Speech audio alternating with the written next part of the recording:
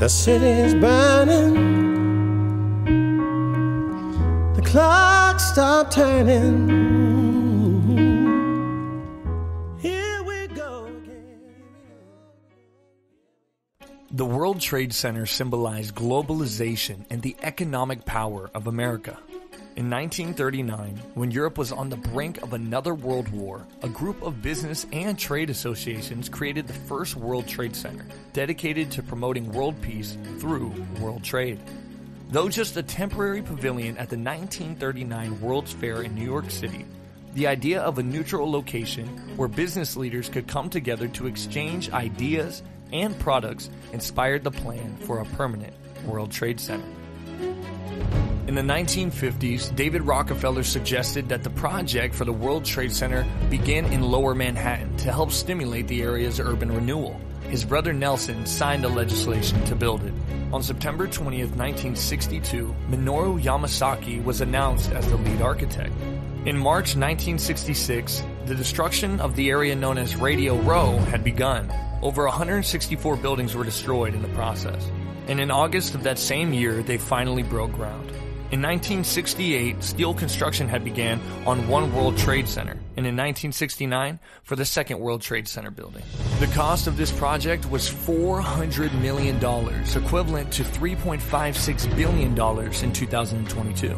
Although its design was initially criticized by New York citizens and professional critics, the Twin Towers quickly became an icon of New York City. On April 4th, 1973, the official ribbon-cutting ceremony marked the end of the construction of both the First and Second World Trade Center building. The World Trade Center complex was home to more than 430 companies from 28 different countries.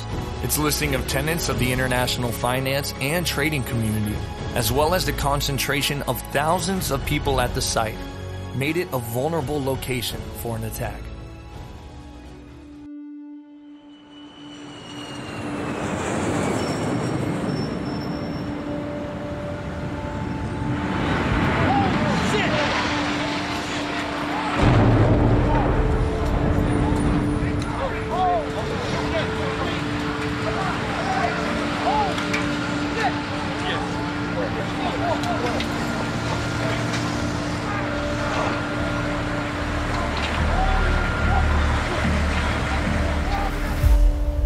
Said it appeared to bank sharply and smash directly, perhaps purposefully, into, oh my goodness, Oh, God. there's another one. Oh my goodness, there's another one. This seems to be on purpose. Oh my goodness. On the morning of September 11th, at both 8:46 a.m. and 9:02 a.m., two airplanes were flown into both the North and South Tower of the World Trade Center in New York City.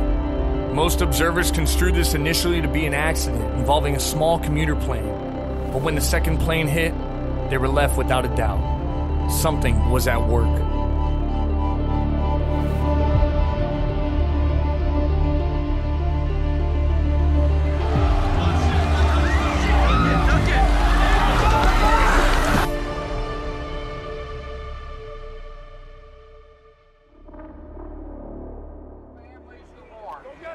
This nation stands with the good people of New York City and New Jersey and Connecticut as we mourn the loss of thousands of our citizens.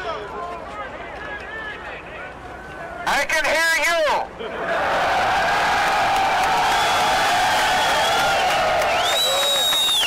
I can hear you. The rest of the world hears you. And the people who knocked these buildings down will hear all of us soon.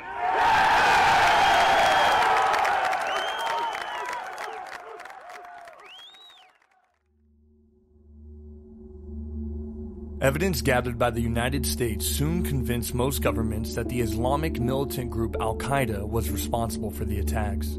The group had been implicated in previous terrorist strikes against Americans, and Osama bin Laden had made numerous anti-American statements.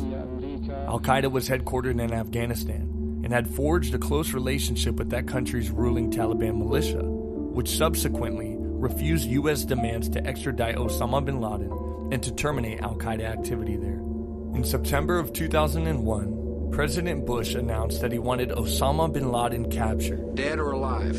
And a $25 million bounty was eventually issued for information leading to the killing or capture of bin Laden. For the first time in its history, the North Atlantic Treaty Organization, otherwise known as NATO, invoked Article 5, allowing its members to respond collectively in self-defense. And on October 7th, the United States and allied military forces launched an attack against Afghanistan.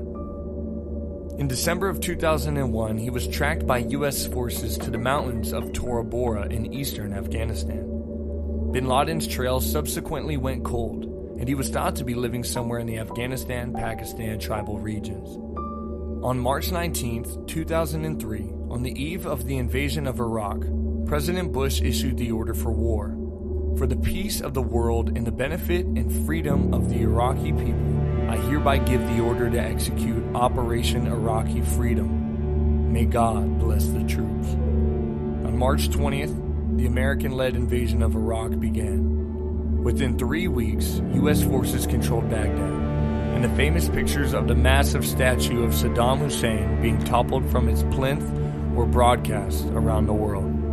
Now let's fast forward.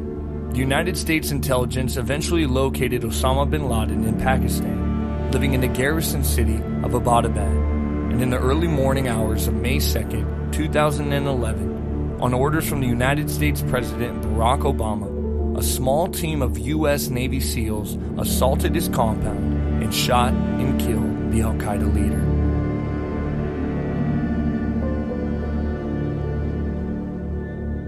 And what if I told you there was more? A lot more. And that the creator of this plan against the United States was not Osama bin Laden, but really God himself, executing judgment on a nation more wicked than any that have preceded it. Now let me take you back to the beginning, and let's look at things with our eyes open this time.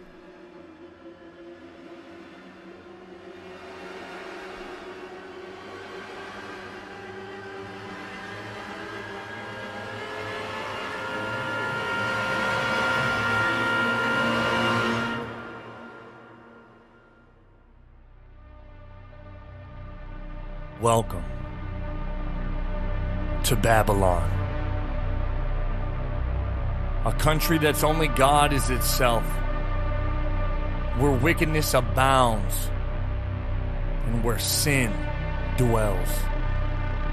A nation built on the blood of millions of innocent lives, picking and choosing traits from every wicked civilization before it, all culminated into one great whore of Babylon. And it all begins with the Tower of Babel, man's attempt to defy God's will. God commanded us to multiply fruitfully and to scatter across the face of the earth to subdue it. Joining together with all one speech and one language, they desired to build a city with a tower that would reach to the heavens. But it was to make a name for themselves so that they would not be scattered across the earth, directly contradicting what the Lord had commanded.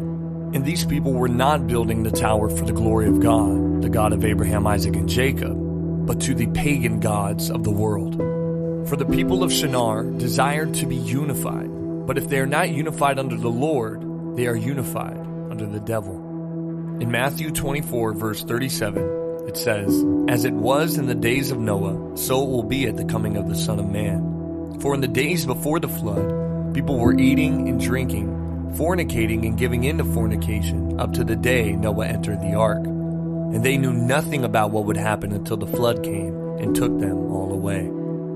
That is how it will be at the coming of the Son of Man. Now what could men do to try and mock God? Build 2 towers of Babel. The purpose of the World Trade Center was to create one location for international trade from all corners of the world. On a typical business day, as many as 200,000 visitors from all over the world passed through the complex. Additionally, the towers also included 9 chapels of various faiths. So with all the people from around the world coming together in one World Trade Center for international trade, united under the language of English, we see similarities between the Tower of Babel and the Twin Towers, such as economic power, American pride, and global unity. The list goes on. And just as God had halted the construction of the wicked Tower of Babel in the land of Shinar, God also brought down the wicked towers in New York City. Man once again trying to come together unified under one language and one speech to build something mighty for themselves, to reach high and to boast in their human, vain pride. Remember when President Bush ended his Iraqi freedom speech with "May God bless the troops"? Or when he stood atop of the rubble of 9/11 and mentioned the same God? And may God bless America. What about the God on the back of the dollar bill when they say, "In God we trust"? What God is this nation referring to? It can't possibly be the God of Israel, the God of the Bible, for a number of reasons. It's time to bring some of them to the light.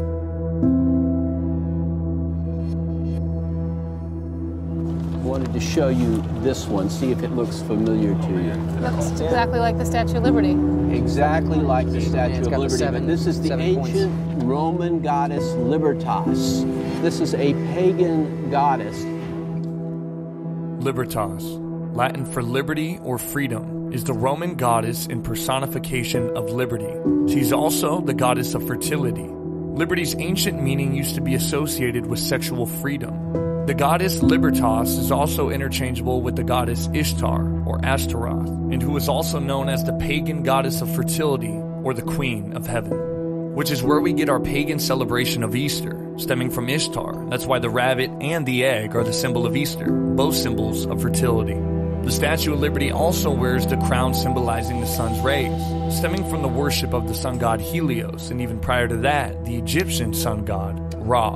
The 7 points for the 7 seas and the 7 continents, pointing to world domination. Now, what God of Israel-fearing nation would erect a statue of a pagan goddess Libertas overlooking one of the most important cities of the nation? There isn't one.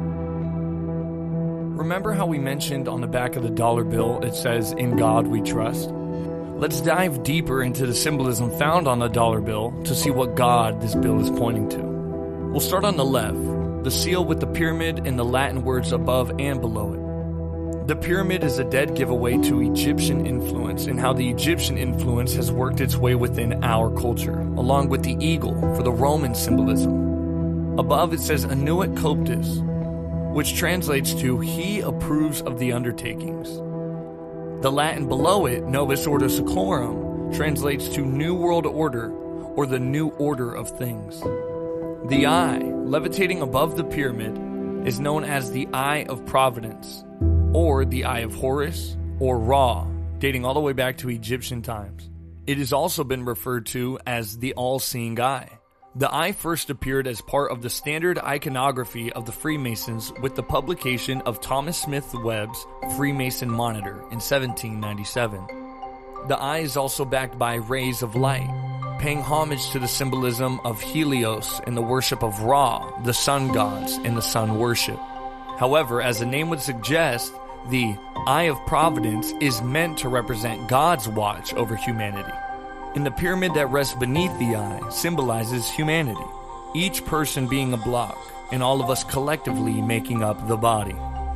Now, as we make our way to the seal on the right side of the dollar bill, from top to bottom, we notice that there is a collection of 13 pentagrams to make a hexagram, otherwise known as the Star of David, symbolizing 1, the 13th lost tribe, and 2, the 13 colonies.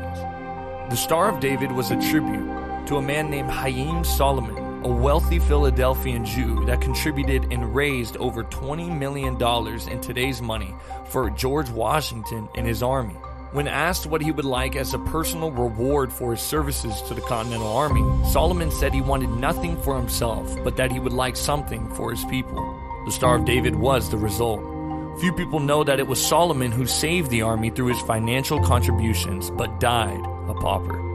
And behind the Star of David, we also see more tribute to solar worship, as we see the light rays emitting from around and behind the Star of David. Now, as we move down, there is more Latin on a ribbon in the eagle's mouth. It says E pluribus unum, which means one from many. Now, below, the eagle has 2 things within its grasp. In one foot, it has the olive branch, which is a symbol of peace. And in the other foot, it's clenching arrows that symbolize war, showing how the eagle is peaceful and powerful, and how it can choose peace or war. The way that the eagle's head is facing symbolizes that he is choosing peace over war. So from what we've learned over just covering a small amount of information, is that the United States does not serve the one true God, the God of Abraham, Isaac, and Jacob, but instead chooses to worship and serve the false gods of all wicked civilizations prior. And unless the United States turns from their wickedness and worship of false fallen deities, they will be made an example of first and foremost. The United States is the mystery, the great Babylonian whore, tainting and fornicating with all kings and nations from corner to corner of the world, ensuring that if they do not join in their wickedness, that they will be dealt with otherwise. But I have a message for you. God's judgment will be upon the United States to make an example to the rest of the world. Repent or suffer at the hands of the God of it all.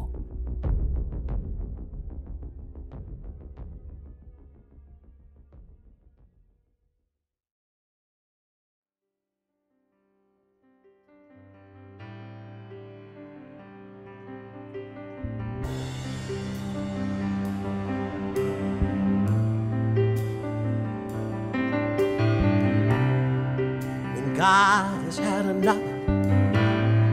That's when things are gonna start to get rough. When God has had enough, that's when things are gonna start to get rough.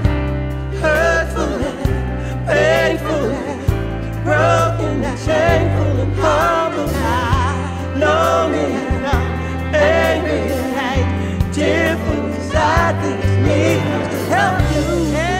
Deceitful, the truth you've abandoned, the love you abandoned, so flat on your back, down on your knees, open your eyes, so in your heart you will see, call on Him, Elohim.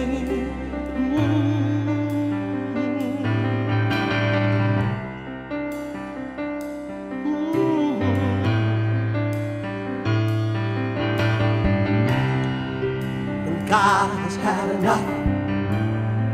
That's when things are gonna start to get rough. Yeah. God has had enough. You should turn before things start to get rough. Before the fire destroys the sword and the blood, curses and plagues, the droughts and the flood. Your enemy invading, and no peace is crying. Everyone's dying. You hope that you're trying it. Go, you keep trying. You can't stop trying. You keep denying. God is the one. Your hope in the one. Alpha, Omega, beginning and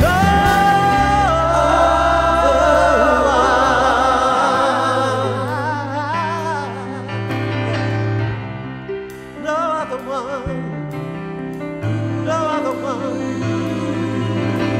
You're holy and mighty, Alpha, Omega, first and the last, beginning and end. Who have I but you? Who depend on to rescue me, deliver me, reach me? Oh Lord.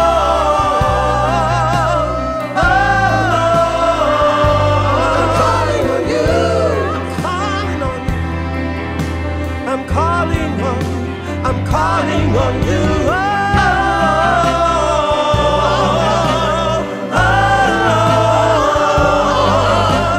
God has had enough. He's had enough. When God has had enough, things get rough. When God has had enough. Oh, when God has had enough, things get rough. When God has had enough. When God has had enough, things get rough. When God has had enough. When God has had enough, things get rough. When God has had enough. Get ready. When God has had enough, things get rough.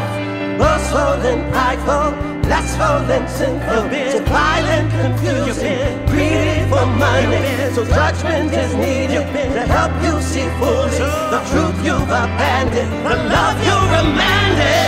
Flat on your back, down on your knees, open your eyes so your heart will receive. Call on the Master, Maker, Creator, Abba, Elohim.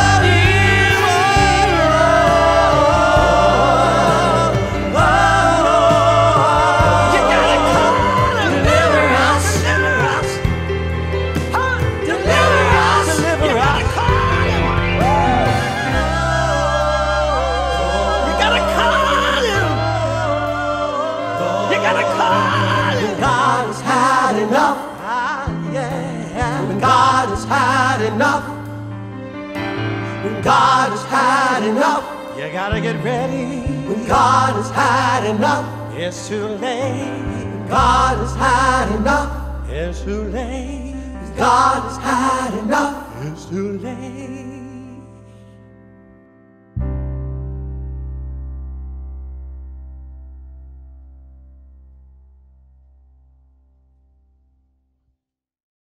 And Jesus said in John chapter 8, verse 32, "And you will know the truth, and the truth will set you free."